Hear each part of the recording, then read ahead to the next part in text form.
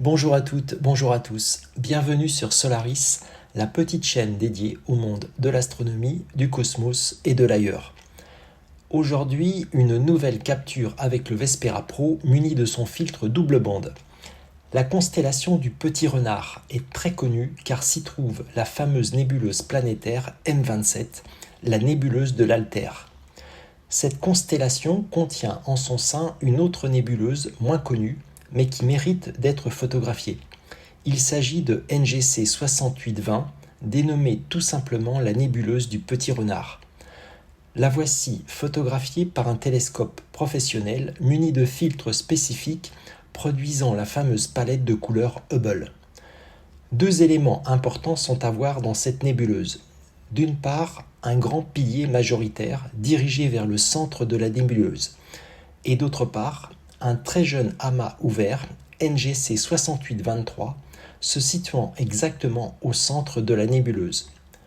À noter que les étoiles situées au centre de l'amas ouvert dessinent un trapèze. Ce sont donc deux objets célestes que l'on photographie en pointant le Smart Telescope vers NGC 6820. Avec le Vespera, vous ne pouvez pas différencier lors du pointage les deux objets, et leur photographie suit le traitement des nébuleuses et non pas celui des amas ouverts. Avec le Célestron Origin, on peut faire une sélection spécifique de l'un ou l'autre des deux objets et, a priori, chacun des objets est traité différemment, l'un avec le traitement des nébuleuses et l'autre le traitement des amas ouverts. NGC 6820 ou SH86 est une nébuleuse en émission, donc le filtre double bande est recommandé.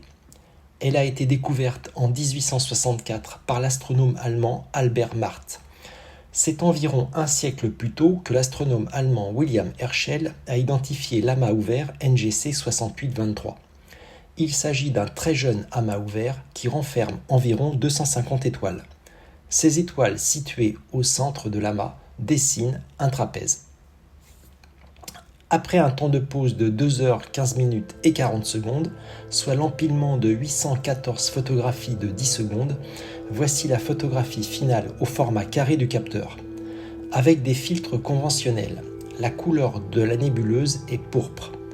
On voit qu'elle s'étale sur une très vaste distance. On identifie bien en son centre l'amas ouvert NGC 6823 et au centre de l'amas, le petit regroupement d'étoiles de forme trapézoïdale. On observe également bien le pilier majoritaire sombre en oblique qui pointe vers le centre de la nébuleuse avec une direction sud-est.